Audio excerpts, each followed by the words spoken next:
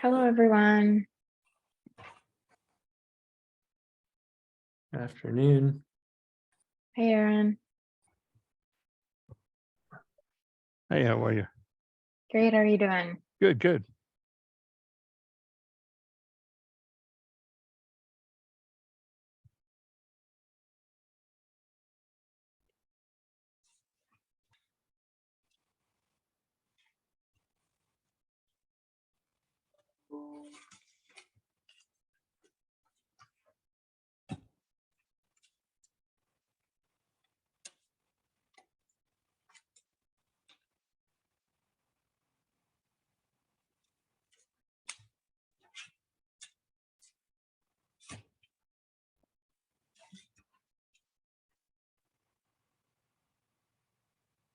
Hi, Rich. Hello.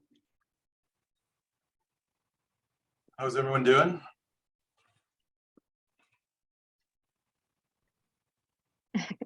Quite a bunch today. I think Rich Block wins for best office decor. I know.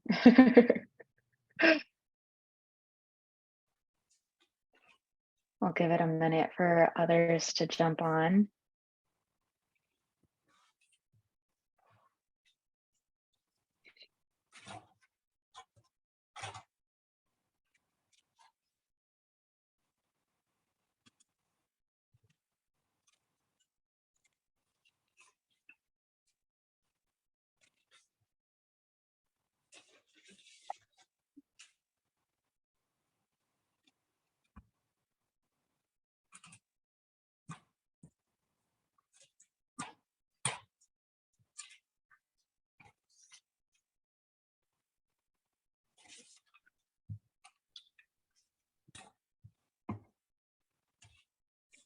All right. Well, it was a couple of minutes. Thank you all for being here. We'll go ahead and get started. Today, we just had a few updates to share with you all. I think we're coming into that time of year where there's a few events taking place. So we wanted just to share all this information with you all, for you all to have for your organizations, and then you can continue to share this information with your networks as well. So first off, since we are heading into that winter season, we have Good Samaritan here, Aaron Drake with Good Samaritan Shelter Program Manager, here to discuss with us this season's warming shelters and just sharing how they're going to be operating, the locations, and we'll be here for any questions that we have afterwards. So I'll hand it over to you, Aaron. Perfect. Thank you. Hello, everyone. I am personally overseeing the South County arm of the warming center, but I can speak generally about the whole operation. So the season technically started yesterday.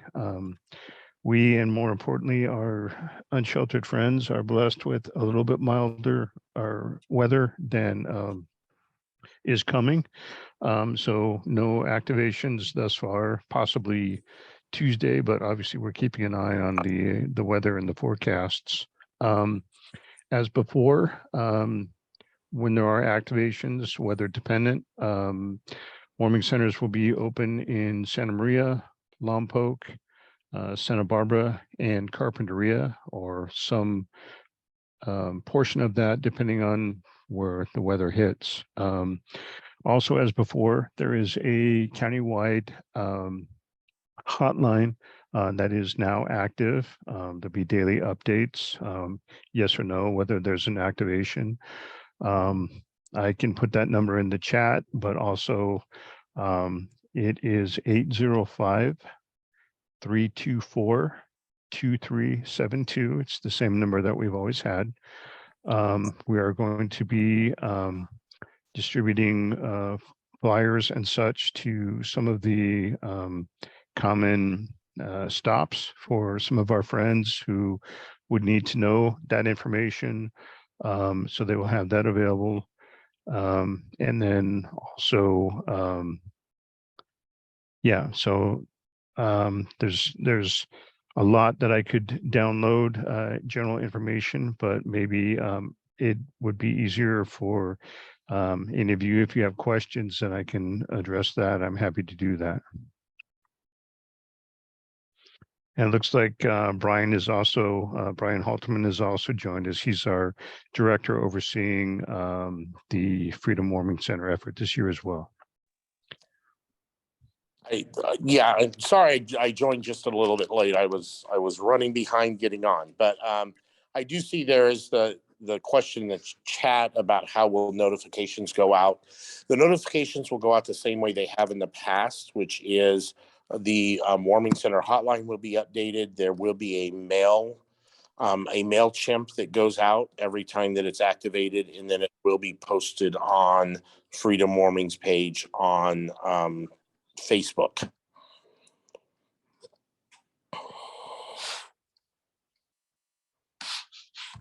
Thank you. Do you have the locations? The locations will, we just finalized the last couple schedules. I know in Carpinteria, it will rotate between Carpinteria Community Church and the Vet Hall down in Carp. And then in Santa Barbara, it's using the same churches it has in the past, which is the Unitarian, First United Methodist, Trinity, and First Pres. And then we have a new one joining in, which is Oceans, and Aaron can finish the name. I always mess up the last part. Yeah, it's Ocean Hills. And just to help out, what their mantra is that's where they're trying to spread their message from the ocean to the hills. So yeah, so they're coming in and helping us with some of our scheduled gap days this year, and we greatly appreciate the new partnership. So I know someone raised their hand, or I saw a hand somewhere. That was me, Brian. This is Landon. We've gotten a couple of emails from individuals asking how they can support the warming centers, just like community members. So are there specific ways? The biggest way would to get them in touch with us directly. Put them in touch with myself or Aaron. But the big one is the churches that are hosting the sites this year are so excited that they're hosting again. So even reaching out to some of them themselves, but socks are always great to support it. You know what it's like to pull on a fresh pair of socks, and imagine having a cold, wet day and coming in and being able to have a fresh pair of socks. Those are the big ways. Really, I mean, I can think of 1,000 other things, but that is one of the biggest. My goal, I know in Lompoc in the past, has always been to give them a new pair of socks every time they come to the warming center, just so they at least live in the morning. And I think those are great things. But I think talking to Aaron more, or even the sites themselves, may have ideas that are specifically unique to their host sites.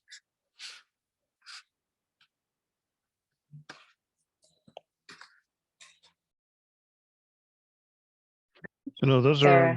are all great ideas, and some of the congregations I've been able to speak to, they're doing similar efforts, sock drives for handouts and similar efforts of that nature. And I think even more important, as Brian touched on, the congregations are super excited to be involved. We had different efforts last year, but the congregations are going to not only be preparing meals during activations, but they're going to be helping to serve it. So they'll be having that one-on-one contact with our friends, and so they're super excited to be able to do that.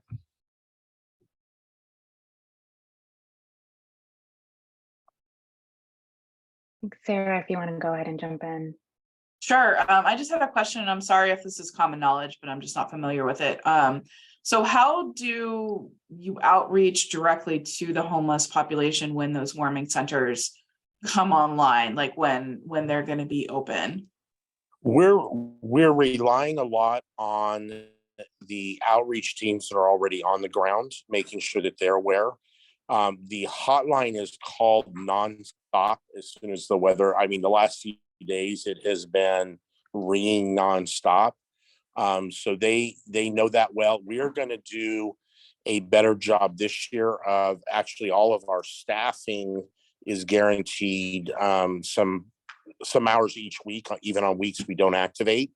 And those hours are going to be spent outreaching to the individuals who are experiencing homelessness, so they are aware of the number of where the hotline number is, where they can gather more information, where they can find out if it's open and where it's scheduled. So we're going to be more aggressive in kind of getting out at least once a week on the weeks where, if we activate all week, that's a whole different story. But last year we had weeks we didn't activate. We're going to use those as outreach weeks to really spread the word of how, what, and where.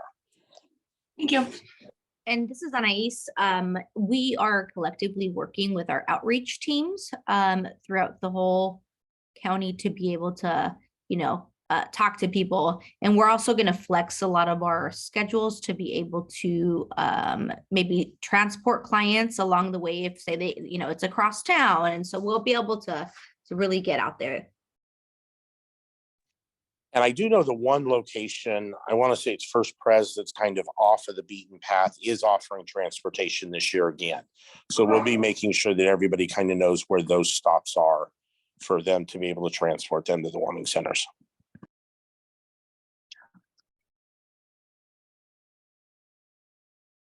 Thank you for that. I don't know if anyone else has any other questions at this time. All right. Well, and then I'm hoping Erin. I'm just curious if we have any upcoming ones that we expect. I haven't checked the weather this week. We are not, it does not look like there's anything until possibly the end of next week, middle to end of next week. There's some rain that looks like Wednesday, Thursday, Friday, Saturday. It kind of moves between those days right now. So we are, we're keeping an eye on those.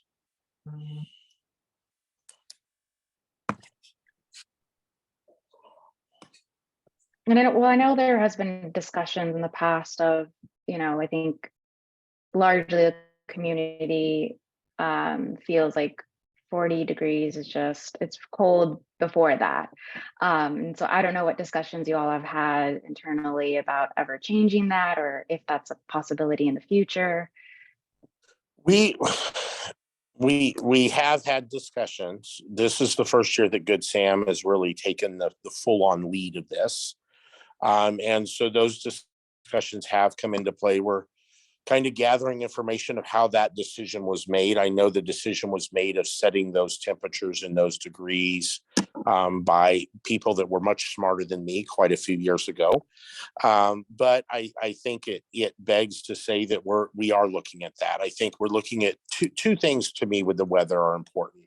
One is, are those temperatures and that projection of rain the right, or should it be lower or different? And the second one is how we can be more responsive to the weather, because weather can be very weird, and we can say, hey, it's going to rain tonight, and we find out the rain doesn't come until tomorrow morning or the next afternoon. And so really opening tonight did no good. We should have been open after the rain. So we're also trying to look at how do we become more responsive to that rain, and maybe calling it at the 48-hour mark isn't the right answer, but how do we do that? So we are in those discussions. So that concern is being heard, and we are there's nothing worse than me opening the shelter one night and it had been dry and it start raining at 8 o'clock the next morning, and we're not open the next night. And actually it's that next night after they've been wet all day that is probably more important than the night before. So trying to address those, definitely so. How can we engage in that conversation? Who would be a good person to engage with? Me. Okay. We actually, like I said, we're just really taking this on now, or not now, but really taking the lead, trying to make sure all the foundational stuff in place, but behind the scenes having some of these conversations and kind of tracking the weather a lot more and those things. So if you do want to talk more, it would be great because it adds more to the conversation. And there will reach a point where we will reach out to the communities themselves. Yeah. Because the other side of it, we've also got to remember is the more we activate, the more it taxes the resources we have. And so these 4 churches who have done it for so many years in the Santa Barbara area, if we lower that, then they're opening that many more times, and many of them will be willing to do it. And yet they've expressed how hard that is sometimes. So, we've increased Ocean Hills. I think I got it right that time. We're increased Ocean Hills, but I think that's one of our goals this year also, is to kind of increase possibly that base, so that maybe it's not just 4 churches, but why isn't it 6 organizations or 8 organizations that then allow us more times to open maybe. And, so I think the big picture and all of that. And another factor with that too, along the same lines, is some of the traditional churches, I'll say, that have helped us out. They have their events from time to time as well. And so, like I said, Ocean Hills is one partner, and we're looking at other contingencies for, if during a certain week, a site isn't available the full week. So we still need to have a warming center. And so we're looking for other options. If we have more activations, then yes, we either need more base sites brought in or other contingencies to figure out. I definitely do think it is a conversation that we should be having, because those of us at the city for years have been being asked, why isn't the weather threshold higher? What can we do about it? And understand it is a matter of resources, and I think we should be able to help out in the best we can to locate sites. I don't know if you all have access to the number of activations, understanding that you guys just took over. I don't know if Unitarian Society tracks that, but having the number of activations, whether there's been an upward or downward trend with global warming, if it's been warmer winters or less rain, that might be a threshold for adjusting some of those weather parameters. Right. And there were fewer activations last year than I've remembered in all the years I've been involved, but it was a very mild winter last year. Mm-hmm. This year they're saying it's going to be a much colder winter, from everything I'm seeing. So it is, you're exactly right. And I think some of the, to speak kind of openly, I think some of the challenges is sometimes when things like Freedom Warming Centers start, they start very community involved, very community, and it did. Freedom Warming Center started, and the whole community was part of it. Then as things grow a little bit, we kind of back off a little bit, leave it to the so-called professionals. I hate to use it, but we do. And then we get to the point where we are now, where it's like, wait a second here, this isn't the right way. We need to pull the community back in. We need to have the discussion about weather. We need to have a discussion about how it's affecting our individuals within our communities, because a 34 in Lompoc is different than a 34 in Santa Maria, and different than a 34 in Santa Barbara sometimes, when the wind kicks in. And so our goal this year, really, as we get the season going, our initial goal is, let's get the season going and running, and then be able to really gather back together this conversation as we go through this season, to say, how do we be more responsive to our community and those individuals that are experiencing the homelessness. And if it is adjusting those temperatures, if it's changing that a little bit, then that's what that's what we need to look at. And so I want to just stress that is one of my goals this year, is how do we come back and how do we hear from the communities involved? How do we hear these concerns? Can we adjust them? There's also, I hate to even throw it out there right now, but there's a push from the county that, what would it look like if the warming center, cooling centers year-round system came into play? What does that look like? So, and so that's a whole nother ball game to pull in, yet we need to. I mean, we have those 2 weeks of summer where it is miserably hot. We need to provide, you know, is it within the same system of cooling, warming that we figure this out? So I can keep talking, but I think that answer.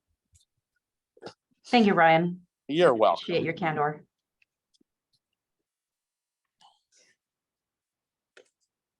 Thank you. And definitely, I think we can create that space for you all to have that discussion as the season's unfolding as to, what changes need to happen or who needs to be involved to make those changes happen. So appreciate you being here today. And then I'm hoping to, if it's all right with you two afterwards, of compiling this information and sending it out to all of our RAP partners so they have it for those that weren't able to attend today. Definitely, for sure. And I'll put my direct contact information in the chat, and we'll go from there. But anybody can feel free to reach out to me. Love conversation, love to talk. So great to get things moving forward on that. Thank you. Appreciate it. All right. So now we will move on to our next agenda item, which is the Salvation Army Project Room Key Non-Congregate Shelter. And so we have a couple of people here from Salvation Army, Mark Gisler, Executive Director, and Diana Ortiz. Good afternoon, everyone. Good to see you.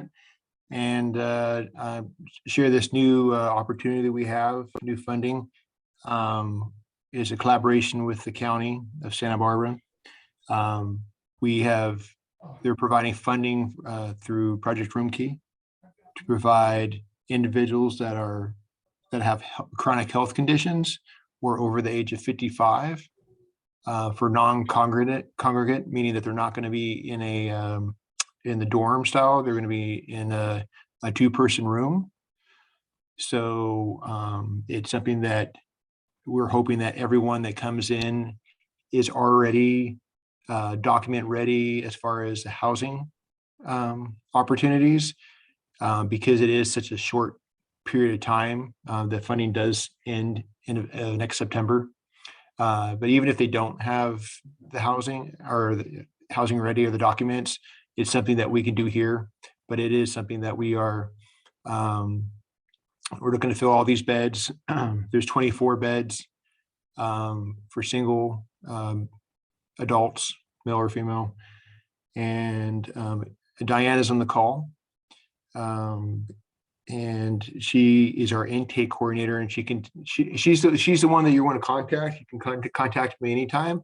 But just to also let everyone know, if they're not familiar with the Salvation Army Hospitality House, we're downtown Santa Barbara. We do more than just the Project Room Key. We have veteran beds. We have AB 109 beds. We have beds through the county behavioral health, and we have other beds. So if you come across somebody in the inclement weather shelter or on the street, please don't feel free to reach out to Diana or myself, and we can see how we can help that individual as quickly as possible. One of the big things about coming into the program is that everyone needs to have a TB test no later than 6 months from the date of intake. With that said, I want to turn it over to Diana. She is the one that you definitely want to connect with. Again, I can be reached as well. But here you go, Diana, you're on the spot. Thank you. I'm going to put my contact information in the comments section. Feel free to email me and ask any questions that anybody has. Since we do have the transitional shelter here, feel free to refer anybody that would possibly qualify for that program as well.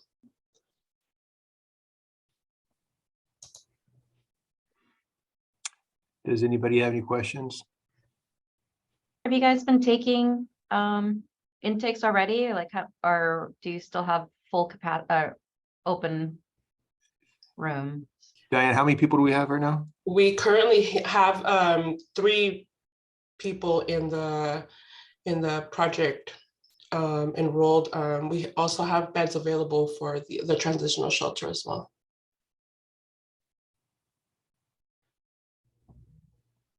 And you posted your contact information? Did I will see- post that Okay, momentarily, thank you. yeah. One of the main things that I do ask if anybody is interested in the program is to reach out to me, or if they're working with anybody out in the field, and either through Good Sam or sitting at anybody, make sure they check in. And, you know, I do ask for somebody to come for an assessment just to, so we can go over some program rules and kind of what it's about and see if it's a good fit for them and vice versa. Diana, this is Al with City Net. First off, thank you guys, Mark, and all you guys for what you're doing. This is an exciting opportunity. For us, is there a cutoff time during the day, or is there certain hours that you guys have for intakes? Yeah, so for intakes, I usually have people check in at 8:30 in the morning, just because it does take several hours to process all their belongings and, you know, make sure they UA test and kind of go through the procedure of intake. I guess, can you kind of give us a brief breakdown of like the intake process? So you said like they have to do a test, obviously have their TB test. Yeah, so when they do come in and check in at 8:30 in the morning, part of the process is they do have to give us a UA test. There's some paperwork that they have to fill out, and then I do a COVID test here on site. Once we get the results for that, then, you know, we start processing their belongings. Everything clothing wise that they bring, it does get processed. So they do get washed and dried. Anything that can get washed, we have a sauna, so it gets rid of any bacteria or anything else on there. And then they meet with me, and it's like about 45-minute meeting, and we go over program rules, you know, the documents that they're signing, taking their picture for their profile and all that stuff. Yeah, so it takes several hours, like 3 hours max. Okay, so how many would you say would be feasible for one day as far as intakes? To have comfortably like 2 or 3 people a day, I can do. Okay. And then the testing, is it a 5-panel, 7-panel? And then if they do test dirty, I know you guys have been able to work with the clients throughout the process. So with this project, is it something you're able to work with if they come test dirty, but they want to get in and they're working on that? Are they able to, you know, like retest in a couple of days to make sure that everything's still clear, or what's your guys' policy and procedure on that? Or is it a case basis? So I believe like everybody's like a different case. So we kind of see, you know, how their attitude is that day, you know, if they're coming under the influence, that makes a huge difference as well. We also check with their medication. Maybe they're testing positive for a certain medication they're bringing on board with them. It just really varies on case. So it wouldn't just disqualify anybody from coming into the program. That's awesome. And so is there any medications that aren't allowed, or if they're prescribed? So we prefer for them to have everything that they can prescribed. The medications that we do keep downstairs, it is anything that is controlled or can be abused, but they do get their own lockbox, and they are the only ones with the key for that. And during medication times, they do come and get their medication. But other than that, they can take like if they have other medications, let's say for blood pressure, for example, they can keep that upstairs with them. Okay, perfect. But it doesn't sound like there's any medications that would restrict them from coming into the project. If there's anything you guys would need to hold downstairs, you guys would do that. Yes, correct. Perfect. Thank you.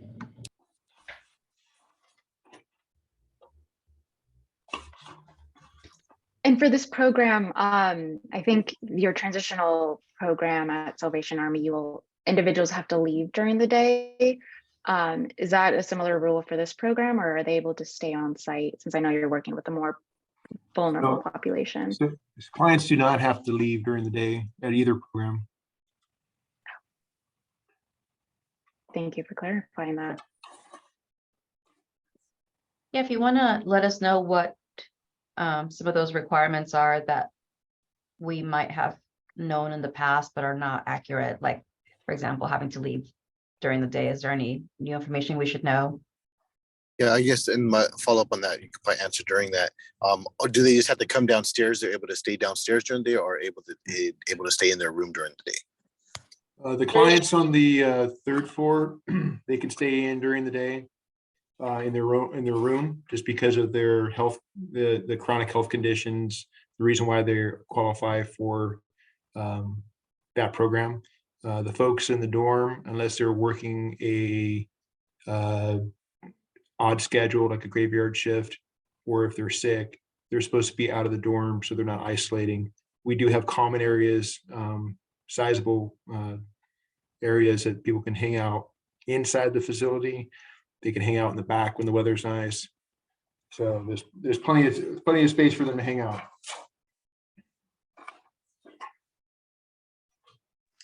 That's awesome. I think that's especially the third floor. That can definitely be a game changer for many individuals, especially in that age range and medical concerns.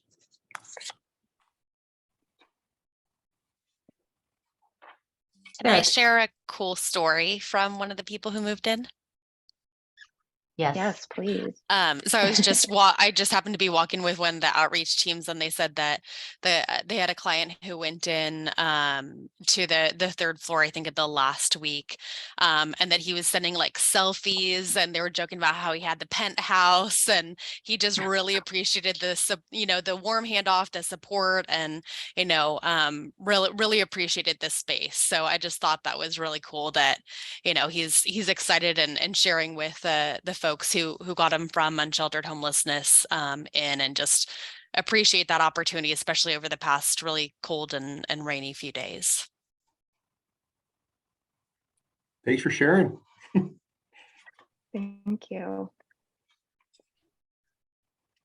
Well, and so Diana Ortiz, her information is in the chat, and that could also be made available via email if you reach out to myself or anyone on the SBAC team if you end up losing that contact. But thank you, Mark and Diana, for being here. We really appreciate it. Thank you for the invitation. And yeah, if anyone has questions about, like some of the things, like people have to leave in the morning or like that, I mean, feel free to email me. I'll put my contact in the chat.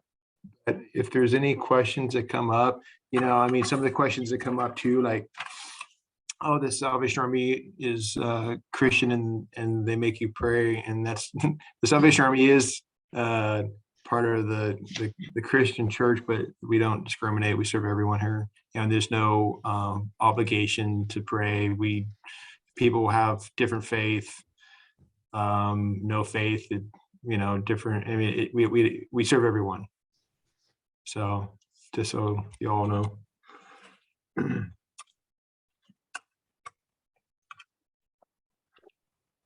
Well, thank you. We again appreciate you being here today, and we'll definitely reach out to you if we have any other programmatic questions for you. All right. So we'll move on to our next agenda item, which we have a little slide presentation for, just to give out the information. Landon, if you want to go ahead and share that. And then I will hand it over to Rich for this portion. Sander, not Rich Block. Hello all. We are coming up on the annual point in time count. And so the Santa Maria and Santa Barbara County Continuum of Care is putting this together, is planning this year. And they are doing it in partnership with the County of Santa Barbara and SBAC. And so we are working with them on the planning process of the point in time count. I'm sure many of you are familiar with this, but for those that are not, this is just a snapshot of homelessness at one night or one early morning in January. And this happens annually every year. This year's Unsheltered Count will be taking place on Wednesday, January 25th. From I think it's 6:30 to 8:30, 5:30 to 8:30. What happens is that people sign up. We ask that you have access to a smartphone. And you attend a volunteer training, and then we send people out in teams through different census tracts to count and do short surveys and interviews with people experiencing homelessness, so that we have a better idea of what that looks like throughout the county. This has been going on since 2019, at least here. I think much further than that, actually. I think I think we were doing it sooner than that. I think in 2019, that's when the VI SPDAT started, or maybe even sooner than that. So that being said, this takes place. Can we go to the next slide? We are, or if there is a next slide, I don't know what is there. We have community planning meetings, which we're working with the county on. These are open meetings for anyone to attend. If you have any feedback that you'd like to give about the process, or anything that you would like to make sure is known in the planning process, or if you would like to just speak into as we put everything together, and we'll come forward and tell you, this is what's going on, and this is how we're planning it, this is the messaging that we're doing, this is what we're doing around COVID, things like that. If you want to speak into any of that process, we have these planning meetings. They happen on Mondays every other week until the end of the year, just for an hour. They're all accessible by Zoom, and if you email pit@sbac.org, we can send you a calendar invite for that. Overall, this process is it's mandated, but it's really important because this allows us to secure funding on the federal level for the county and all of the different programs and things that we establish. So it is important to not only get that number accurate as possible, but really show kind of what's changed within the last year, but also give us access to some dollars to make sure that these programs are sustainable. Can I see the next slide? Is there more there? That was it. That's it. So like I said, I feel like I'm preaching to the choir. I think most of you have been involved in a point in time count at some point. If you have any questions about it, please let us know. We'd love to answer anything in further detail. Yeah, I think that's about it. Is there any questions now that anyone has about the point in time count? I don't think so. So we'll be sending out all this messaging within the next probably week or so. You'll start seeing it going out throughout the county on social media platforms and volunteer recruitment and everything. We'd ask that you encourage people to sign up for it if they have any sort of care about what is happening with people experiencing homelessness throughout the county, because this data is really important for us to keep everything moving forward. So thank you all, and we'll keep you informed about this as it plays out. Cheers. And then I'll make a comment, because I know in I think previous calls, people have brought up some concerns just about the questionnaire that is administered during the point in time count. And we have confirmed that there are questions that we can adjust. You know, there are HUD mandated questions around demographics that we're not able to change.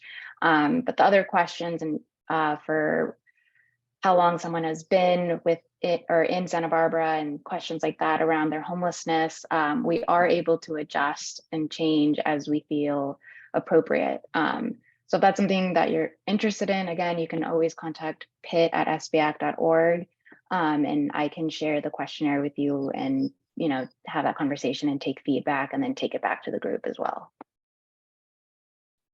Thank you. Next slide, Landon. So now those were all of our major presentations and information that we wanted to give you all. The Freedom Warming Centers and the new Project Room Key project with Salvation Army. So now we want to jump into our regional action plans and some of the progress that's been made to date.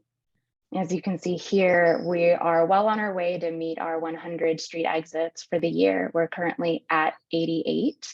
And this data was collected, I believe, 2 weeks ago. So I think a lot has happened since as well, and exits have taken and referrals have been made to shelter. So there's probably an increase here, but we just wanted to share this with you. and all the work that's being done. Of the street exits that have been conducted so far, 6 have been permanently housed.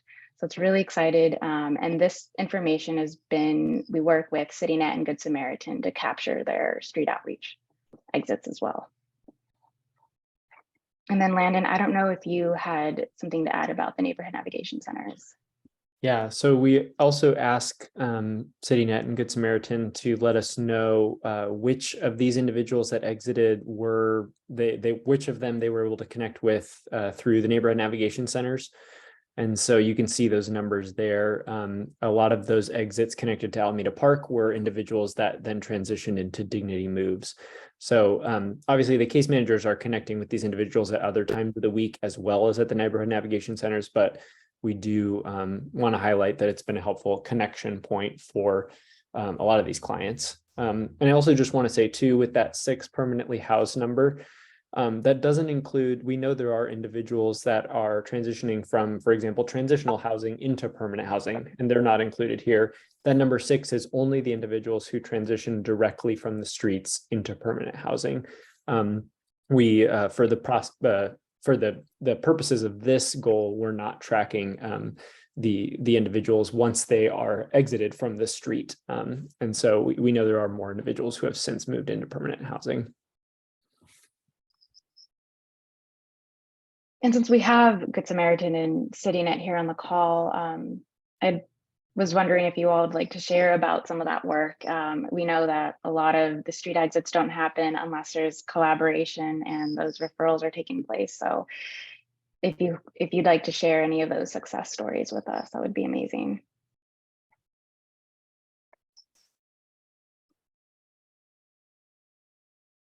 Hi everyone, this is Christina with CityNet. Yeah, I mean, like you said, Catherine, a lot of these numbers are, I guess behind all these numbers is a lot of hard work and collaboration.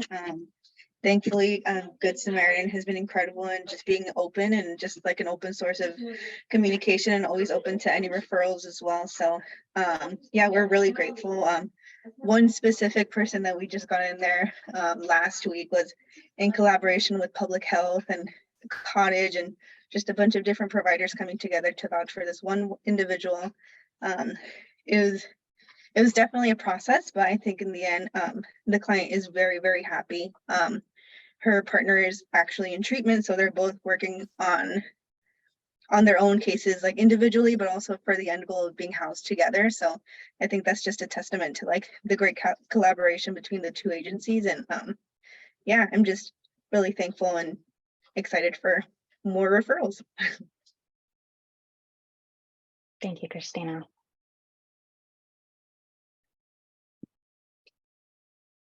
Right. Landon, if you'd like to go to the next slide.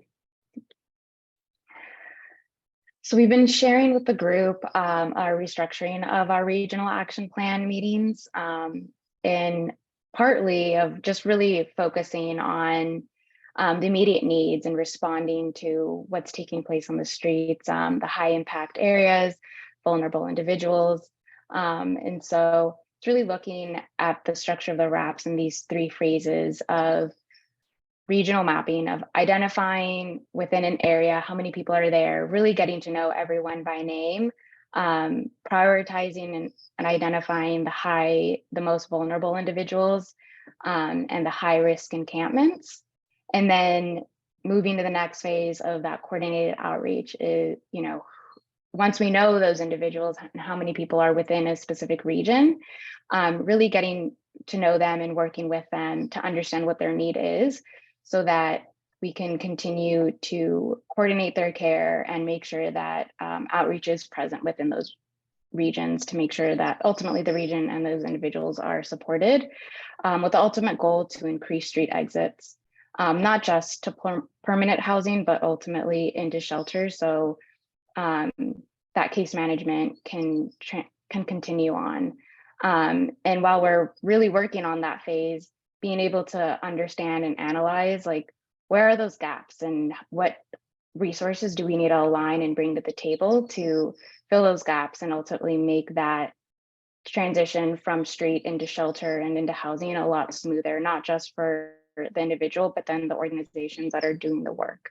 And so that's a little bit of that restructure. So coming up, we are really working with the city, the mayor, Randy Rouse, the new police chief, Gordon, to ramp up our neighborhood walks and really focusing on the areas of State Street and Waterfront. So we have scheduled 3 walks between now and the new year, where it's not going to be mandatory for all of the regional partners to attend. We're really going to be focusing on leadership from outreach providers like CityNet, Good Samaritan, and the Behavioral Wellness Multidisciplinary Team to come together to walk about those areas and really start to understand, what those needs are for State Street and Waterfront, and then working toward that collective plan of identifying who those most vulnerable individuals are, and then what plans we need to put in place to support them and get them connected to those resources. So those are, that's generally where we are right now, and what we're hoping to transition into the new year, is really focusing on the collaborative outreach that needs to take place to support these regions so that we can have the most effective outcomes as well. And Mayor Rouse, I don't know if you wanted to add anything. A lot of this is with the support of you, so I want to give you the opportunity to share. Yeah, thanks, Catherine. No, the couple things. Number one, it is to go out and survey and make contact with some of the clients. It's also important for the community to see us out there doing this, because as we move forward with these programs, they're going to take ongoing support. And what we're doing here is great, but the community is not hearing these conversations we're doing right now. And it doesn't always work just to do it in a presentation in front of council. If we're out there with our faces and our boots on the ground, it makes a big difference in the perception of people looking and saying, look, at least somebody's doing something. Nobody's being arrested or hauled away. We're making contact, we're talking to people, and that's really, really important. But there is one question I wanted to have, and I apologize, I was a few minutes late because I was working with a client that I just referred to Al on the way in. And I'd also like to give Al some kudos and thank you for your response this weekend with Heal the Ocean. We were working with some people that were camping underneath the cliffs and trying to move them, and using also homeless people that we were paying to help us do that, and also hopefully trying to find them some shelter. I don't know if PATH is represented here today, but I was under the impression, forgive me, Liz, if I'm stepping into your turf here. We were supposed to have 7 beds available to us. We had none. And we really need those static beds standing so that we have the standing to invite people to do that and move them from where they are. Now, we had a couple of resistant clients down there on the beach that didn't want to go anywhere. And, I think we just have to go tough love, because they are also in personal physical danger from where they were, let alone their materials washing out of the ocean and causing other hazards. So, and I see Liz came on, so I appreciate that. I don't know where we are with that. I know, Liz, is something you're putting some effort into. But as I close out, once again, I want to pass along kudos to Al and his team for responding to us that weekend. Appreciate that. Thank you. I just wanted to clarify regarding the PATH beds. We're still working on executing the contract, since it involves quite a bit of review through our legal department. But PATH, we have a meeting with PATH to kind of discuss the details this week about how referrals are made. But in the interim, PATH is willing to accept referrals. So we've notified our providers at CityNet and our staff that they can specify that it's those 7 city beds, and those beds will go fast. But yeah, our service providers have been notified that PATH is honoring the terms of the agreement, even though we don't have an executed agreement in place, and we're still sorting out those details.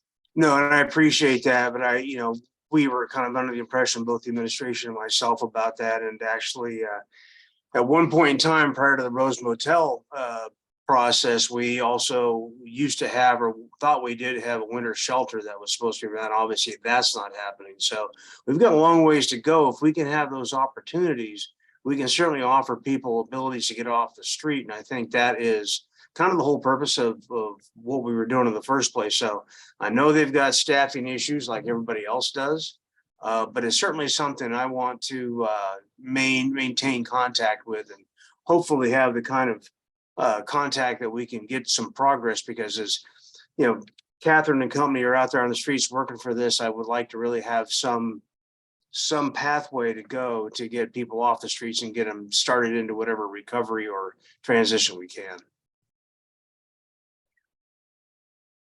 And just to add what you were, Mayor Ross, were saying when you started, of just re-engaging the community and letting them know that we're there and what resources available. Something that Al and I and Liz, we've spoken about, is really creating. I know we have the homeless response. What's the word that I'm thinking of from random spacing right now? The homeless response directory that exists, and that's a great tool. But I think sometimes folks just want to know in those kind of really real emergencies, being able to connect with case management to support in those situations. And so really reconnecting those lines of communication between business owners and street outreach. So that's something that we're working for and looking forward to for these walks, is making those introductories, making sure that everyone knows, like, okay, who is the city net outreach worker that's going to be in this region on what day. So then if something occurs,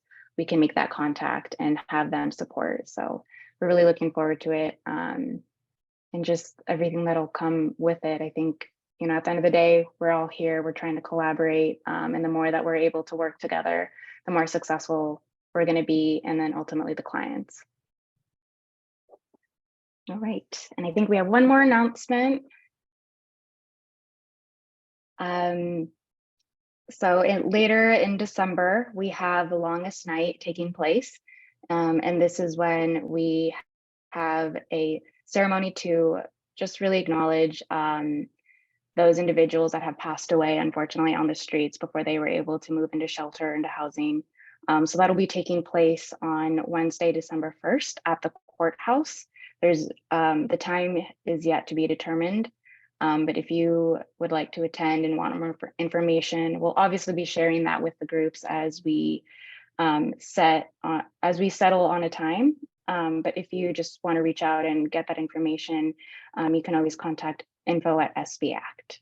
And if you haven't attended, it's a great ceremony to be a part of just coming together and really acknowledging the folks that didn't make it, that they had to weather through the harsh nights. And so it's just a beautiful event to be a part of. And I recommend going if you haven't, because it's just, like I said, it's really touching, and it just really highlights all of the work that still needs to be done. So I encourage you all to go. And that is all that we have today. There's a couple of minutes left. If anyone, there's a few providers on the call. So if you all have any updates that you'd like to share with the group, or just any last comments, questions, thoughts, by all means, jump in.